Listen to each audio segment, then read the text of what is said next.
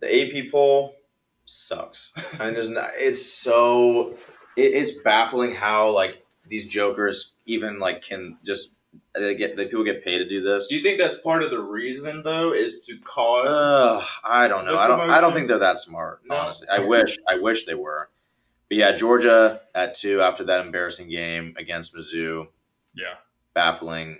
Baylor drops out of the top 25 after its 2 losses to top 25 schools. Yet Arkansas with 2 losses has double the votes as an undefeated JMU who has a ranked win. And TCU, Kansas, both severely underranked after they've literally dominated their opponents. And TCU like obliterated OU. They had like 41 points in the half. That is like, we're not talking about that enough. Right. Regardless of OU's bad this year, they have 2 losses. K-State looks good, and TCU now looks very, very good. It's just kind of like to keep OU where they kept them and not then validate TCU just means their original rankings were even that much worse. So right. Yeah, I'm okay. And then Heisman talk. I'm still on the Schrader train. So Syracuse had like a complete shutout. They had an FCS opponent, but still shutout. You should do that again. Like That's the reason you play these teams. Absolutely. And their final stretch is absolutely brutal. They play Clemson, they play Notre Dame, they play Wake Forest, they play Pitt. If they can win, and they play NC State. If they win 2 of those, and he has a great game, and if they beat Clemson, and he has a great game. That's the moment. That's the Johnny Manziel versus Alabama moment, and he's the guy. So again, I couldn't find odds on him. Ask your bookie. I think it might be one of those things that it's going to be like the moment they put the line out, it's going to be too late. Yeah. Although I'm still riding with Schrader, I did bet on DTR, the UCLA quarterback, Heisman. He's plus 8,000. After that game against Washington, I just feel like he's got the swag factor. He looked really cool. He had a great game. I could see him being a type of guy that if the candidates kind of narrow down and we're like, okay, like Bryce Young might miss a couple games with injury. Right. CJ Stroud might not finish strong. Let's just see. Let's just see what happens. I could see him being a guy that also like he's more of like an RG3 type pick for me in the sense of like plays for a team that's going to have these national games that people are watching, has some good highlights. We'll have to play USC, which will be an awesome game. And I think he's got some opportunities as well. So plus 8,000, $1 gets you 80, I think. I mean, come on. What are you going to do? $1 gets you $80. I'm not telling you to put anything more than $1. But as far as my bets, I like Michigan State plus 26.5 against Ohio State. Okay. They're at home. This is the biggest, their biggest underdog spread at home since like 1995. They're not that bad. If you watch Ohio State play Notre Dame, who Notre Dame lost to Marshall, you know that Ohio State is beatable by a good defense. I don't think they're going to beat them by any means. There's a game plan you can definitely execute against them. You can definitely stifle their offense. The Michigan State's offense is going to be tough to get going, I think. But at the same time, plus 26.5, I just think that's like embarrassing to Michigan State. Yeah, disrespectful. I'd smash that one all day, every day. I also like Auburn plus 29.5 against UGA. Again, UGA looked terrible last week. They've allowed a lot more. They've had a lot, like the past 2 games, they haven't looked great. They could win by 20. I don't think they're going to win by 30 points against Auburn. I know Auburn's not great this year. I do not think that's going to happen. I feel like that's a huge spread if you're taking Georgia plus 30, you are just a sicko. You are just a weirdo. That's weirdo behavior. I don't know, man. That feels like those both feel like they're kind of more on the conservative side, but I like them. They feel like easy kind of wins. These lines feel crazy. So again, who knows? Georgia could turn into first week Georgia again, but that game against Mizzou was enough to kind of convince me otherwise. So no, I like it. Those are my college football picks. Adam? Yeah, I like it. All right, going into my first statement is just a justification for why I'm moving into the Mountain West Conference as an avid fan. So Yeah, I'm going to move into the Mountain West and also the Mid American because A&M is just horrendous, and I can no longer He's watch completely SEC abandoned the football. SEC. I love it. That game against Mississippi State was an emotional low point, and it was ugly, man. I mean, we looked bad in every sense of the word bad.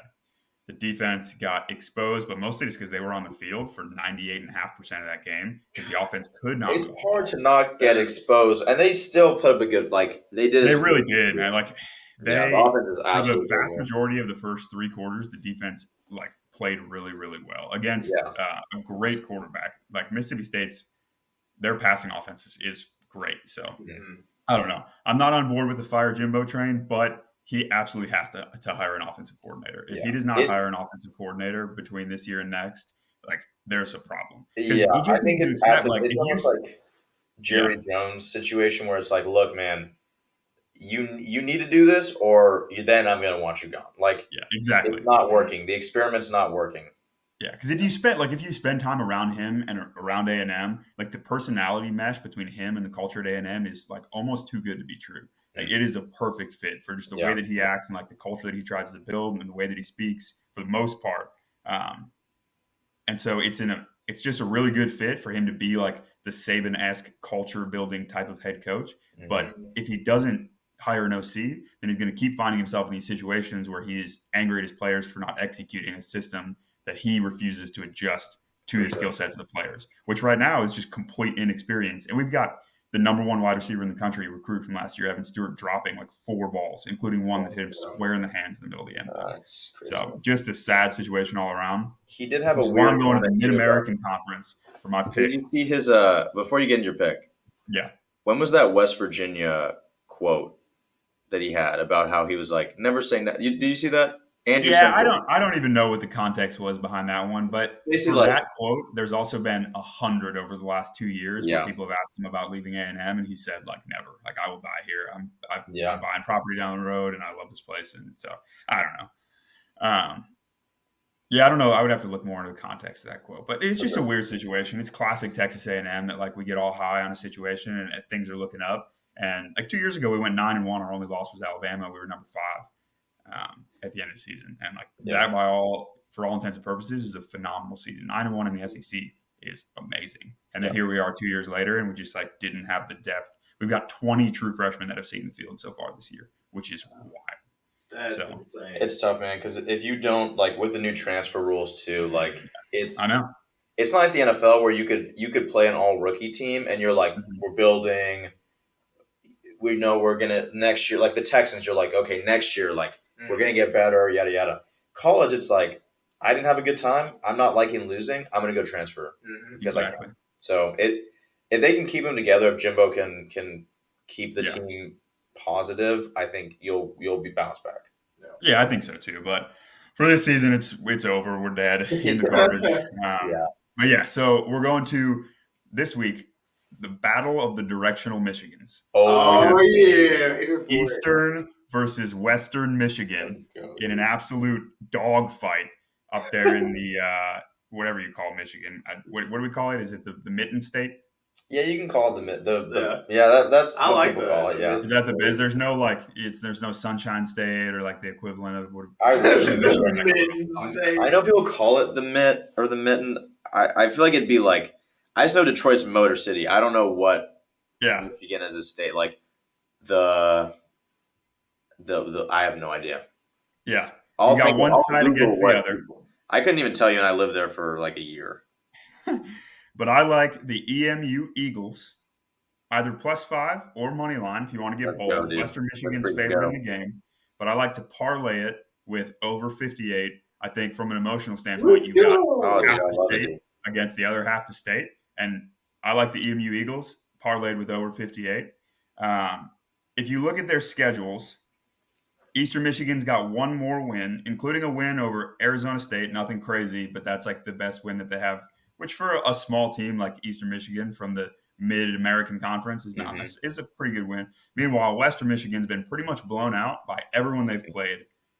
The only like their best win on the schedule is Ball State, who they barely beat. So I like Eastern Michigan in this game, especially because Western Michigan is favored despite EMU having the better record. Yeah, dude. if you just dig into like the Western Michigan quarterback has 4 touchdowns to 5 interceptions. The Eastern Michigan quarterback has 4 touchdowns to 5 interceptions. Yeah, that's crazy, man. So the running backs each have 3 touchdowns on the year. Like very even matchup. So I think I like it to just be a shootout. Maybe go to overtime, go over 58. But I like the Eagles to pull ahead. And part of the reason is because one game 2 weeks ago, which gets into my next pick, Western Michigan, who I believe are the Broncos or something. They are the Broncos. Got absolutely dominated by what is a pretty good San Jose State football team. So San Jose State, the bet is I like them versus UNLV over 53.5, which I think is easy. San Jose State has actually a really solid offense. Their quarterback, Chivon Cordera, I think is his name, is actually putting together a quietly great season. Interesting, like, notion of the COVID eligibility rules. This guy is in his 5th year playing. Whoa. He's got stats going back to 2018. Dude, that's He's crazy. in his 5th year playing, and he's listed as a junior, which is mind-boggling. So he's got 5 sets of season stats. He's a transfer to San Jose State. But on the season, through 4 games, he's got 1,400 total yards and 8 total touchdowns with 0 interceptions. Wow. So extremely efficient. He's been playing really, really well. He's got a ton of experience because of the COVID eligibility rules. And San Jose State has been putting up a ton of points. They lost to Auburn by 8, which is a pretty good performance for San Jose State against an SEC team. And then they blew out Western Michigan, and they beat Wyoming handedly. So I like them and UNLV to put up a decent amount of points, and I think the over in that game is an easy pick. I like that, dude.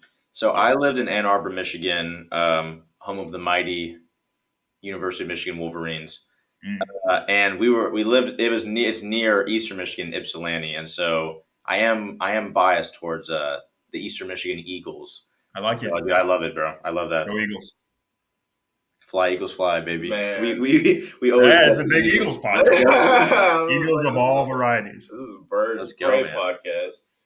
All right, dude. Let's hear it, Xavier. All right, so rolling over to college football. Okay, so sorry, Bears, but we're going to roll with the Oklahoma State Cowboys -9.5 versus Texas Tech this weekend. We obviously know that Oklahoma State came off a pretty solid win in our own backyard, obviously due to some mishaps by the Bears, but nonetheless, Oklahoma State got the dub. They look like they're off to another strong start, which they tend to do. Yeah. However, to get another strong start, and I think that they will give teams fits like they do towards the end of every year. For sure. But they absolutely will lose a game that they have no business losing. And I don't know where that spot comes. Yeah. It might come this week versus Tech. I do not think it does. I think they kind of ride the high off coming in and kind of avenging that Big 12 loss. So let's look for them to go over to Texas Tech. This one is in Stillwater, I believe. So let's look for them to take it to Tech this weekend, and we're going to take them -9.5. Our next pick is going to be Nevada -3 versus Colorado State. Colorado State is 0-3 against the spread, and 0-3 is outright winners. Nevada put up 38 and 41 this season against bad defenses, and Colorado State has what? A bad defense. Let's fade the Rams here in a good spot for Nevada. Don't forget, Nevada also spanked the Rams last year 52-10. Wow. So we're going to roll with those 2 picks in college football this weekend. Dude, love it. Yep. Sweet. I like Just those. clear and to the point. We got a little blessing this week, guys. We got a little Andrew bet situation. All right. Love to see it. Everybody who fast forwarded to this point, We'll timestamp this for everybody. I'll timestamp Andrew's bet. Okay, so he's teasing JMU at Arkansas State and Air Force at Utah State by 7 points apiece. So he's taking JMU -4.5 and Air Force -3. Love it. We know he loves JMU, so no real surprise there. I think I'm just shocked how the nation isn't on to the fact that they're balling. Yeah. So let me read you his rationale to give you a little mind into the brilliant, the Rain Man-esque brain Some of Andrew. mad scientist. So JMU simply blows out most teams they play. Not really sure why they aren't favored by more, but because it feels like a trap line, he's shaving a few points off. So that's why he's taking it down. Okay. Air Force is a good football team. They've quietly gone 28-9 the last 4 years. Utah State has not lived up to the expectations at all. Defensive has given up more than 34 points a game over their first 5 games. And while BYU and Bama are included in that stat, this Utah State is currently giving up 30 points a game to G5 and FCS teams, as well as UConn, Weber State, and UNLV.